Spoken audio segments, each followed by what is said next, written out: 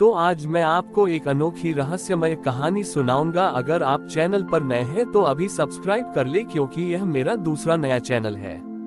तथा कहानी पूरा देखे, अंत में एक अनोखा रहस्य छुपा है। धन्यवाद। तो सुनिए। श्यामा के विवाह के बाद शांतिपुर राज्य में खुशियों की लहर दौड़ पड़ी। राजा और रानी ने अपनी बेटी को विदा करते समय उसे यह शिक्षा दी कि वह अपने नए घर में भी वही निस्वार्थ भाव और दयालुता बनाए रखे। श्यामा ने अपने ससुराल में भी यही किया। वह जल्द ही अपने पति राजकुमार विजय और पूरे परिवार का दिल जीत लिया। एक दिन पड़ोसी राज्य में सूखा पड़ गया। राजा ने इस समस्या को सुलझाने की बहुत कोशिश की, लेकिन कोई हल नहीं निकला। लोग भूखे और प्यासे थे और स्थिति बहुत गंभीर थी। जब ये खबर श्यामा तक पहुंची तो उसका दिल दुख से भर गया। उसने अपने पति राजकुमार विजय से कहा, स्वामी, हमें उन लोगों की मदद करनी चाहिए। राजकुमार विजय ने कहा, प्रिया, मैं जानता हूँ तुम बहुत दयालु हो, लेकिन हम क्या कर सकते हैं? यह एक प्राकृतिक आपदा है। श्यामा ने धैर्यपूर्वक जवाब दिया, हम कुछ कर सकते हैं। मुझे विश्वास है कि हरितालिका तीज का व्रत हमारी मदद करेगा। इस व्रत में बहुत शक्ति है, खासकर जब ये दूसरों की भलाई के लिए किया जाए। श्यामा ने अपने ससुराल की सभी महिलाओं को इकट्ठा किया और उन्हें हरितालिका तीज के व्रत का महत्व समझाया। उसने उनसे कहा कि यदि वे सब मिलकर पूरे राज्य के लिए यह व्रत करें, तो निश्चित रूप से भगवान शिव और माता पार्वती उनकी प्रार्थना सुनेंगे। श्यामा की बातों पर विश्वास करके सभी महिलाओं ने मिलकर निर्जला व्रत रखा। उन्होंने सामूहिक रूप से एक ही प्रार्थना की, हे भगवान, इस सूखे से हमारे राज्य को बचाओ और वर्षा लाओ। उनकी सच्ची और सामूहिक प्रार्थना में इतनी शक्ति थी कि देखते ही देखते आकाश में काले बादल छा गए और मूसलाधार बारिश होने लगी। यह बारिश कई दिनों तक चली और सूखी धरती फिर से हरी भरी हो गई। पूरा राज्य इस चमत्कार से हैरान था। राजा ने श्यामा को बुलाया और कहा, पुत्री, तुमने न केवल हमारे राज्य को बचाया, बल्कि हमें ये भी सिखाया कि सच्ची भक्ति और निस्वार्थ सेवा से असंभव को भी संभव बनाया जा सकता है। इस घटना के बाद श्यामा को लोग केवल राजकुमारी नहीं, बल्कि देवी कहकर पुकारने लगे। वह एक प्रेरणा बन गई कि व्यक्तिगत सुख से बड़ा दूसरों की भलाई के लिए किया गया प्रयास होता है। ये कहानी हमें सिखाती है कि निस्वार्थ सेवा और सामूहिक भक्ति में असीम शक्ति होती है। हरितालिका तीज का व्रत सिर्फ एक व्यक्ति के भाग्य को नहीं, बल्कि पूरे समाज के भाग्य को बदल सकता है। श्यामा और विजय ने पूरे राज्य में हरितालिका तीज के इस निस्वार्थ भाव को एक परंपरा बना दिया। उन्होंने एक नियम बनाया कि हर साल हरितालिका तीज के दिन राज्य की सभी महिलाएं केवल अपने लिए ही नहीं, बल्कि किसी दूसरे गांव या समुदाय की भलाई के लिए भी प्रार्थना करेगी, जिसे किसी मदद की आवश्यकता हो। ये परंपरा सामूहिक संकल्प के नाम से जानी जाने लगी।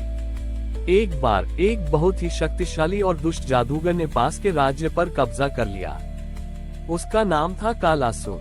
कालासुर के पास ऐसी शक्तियां थी कि वह लोगों के मन को नियंत्रित कर सकता था और उन्हें अपने वश में कर सकता था। उसने कई राज्यों को अपने वश में कर लिया था और अब उसकी नजर श्यामा और विजय के राज्य पर थी।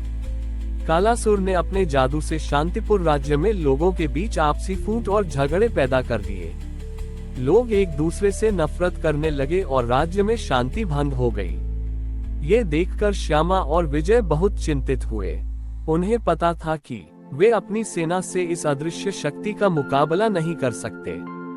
श्यामा ने अपनी प्रजा से कहा, ये समय आपस में लड़ने का नहीं, बल्कि एक होने का है। हमें अपनी सबसे बड़ी शक्ति का उपयोग करना होगा। अगले दिन हरितालिका तीज का पर्व था। श्यामा ने सभी महिलाओं को सामूहिक संकल्प के लिए बुलाया। इस बार उन्होंने किसी दूसरे गांव के लिए नहीं, बल्कि अपने ही राज्य को कालासुर के जादू से बचाने के लिए प्रार्थना करने का संकल्प लिया। पूरे राज्य की महिलाओं ने एक साथ एक ही समय पर पूरी श्रद्धा और एकाग्रता के साथ व्रत किया। उन्होंने भगवान शिव और माता पार्वती से प्रार्थना की, हे प्रभु, हमारे राज्य को इस दुष्ट शक्ति से मुक्त कीजिए, हमें फिर से एक कीजिए। उनकी सामूहिक भक्ति और संकल्प में इतनी शक्ति थी कि जैसे ही उन्होंने अपनी प्रार्थना समाप्त की, कालासुर का जादू कमजोर पड़ने लगा। उसके द्वारा फैलाए गए मनमुटाव और नफरत के बादल छट गए और लोगों के बीच फिर से प्यार और सद्भाव लौट आया। कालासुर की शक्ति छिन्न भिन्न हो गई और वह कमजोर होकर अपने राज्य वापस लौट गया। इस घटना के बाद हरितालिका तीज का महत्व और भी बढ़ गया।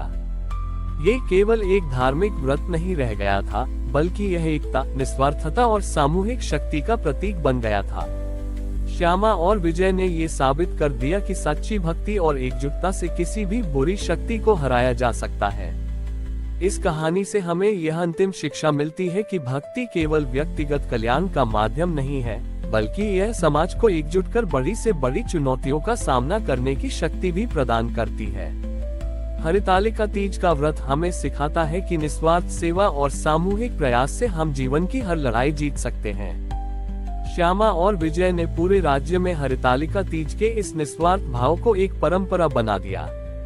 उन्होंने एक नियम बनाया कि हर साल हरितालिका तीज के दिन राज्य की सभी महिलाएं केवल अपने लिए ही नहीं, बल्कि किसी दूसरे गांव या समुदाय की भलाई के लिए भी प्रार्थना करेगी, जिसे किसी मदद की आवश्यकता हो।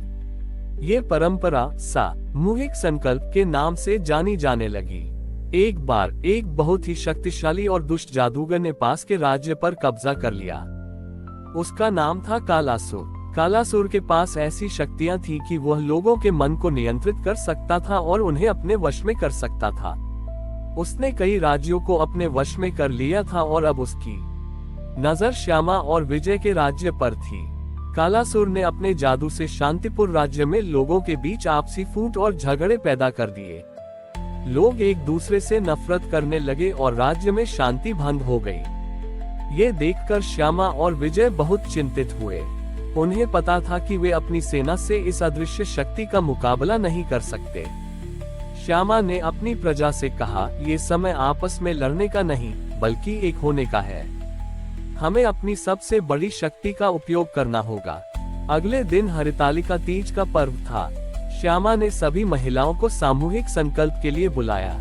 इस बार उन्होंने किसी दूसरे गांव के लिए नहीं, बल्कि अपने ही राज्य को कालासुर के जात बड़े ऊर से बचाने के लिए प्रार्थना करने का संकल्प लिया। पूरे राज्य की महिलाओं ने एक साथ एक ही समय पर पूरी श्रद्धा और एकाग्रता के साथ व्रत किया। उन्होंने भगवान शिव और माता पार्वती से प्रार्थना की, हे प्रभु, हमारे राज्य को इस दुष्ट शक्ति से मुक्त कीजिए, हमें फिर से एक कीजिए।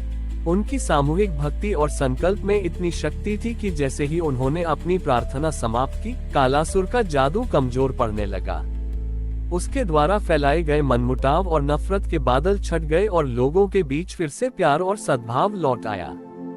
कालासुर की शक्ति छिन्न भिन्न हो गई और वह कमजोर होकर अपने राज्य वापस लौट गया। इस घटना के बाद हरितालिका तीज का महत्व और भी बढ़ गया।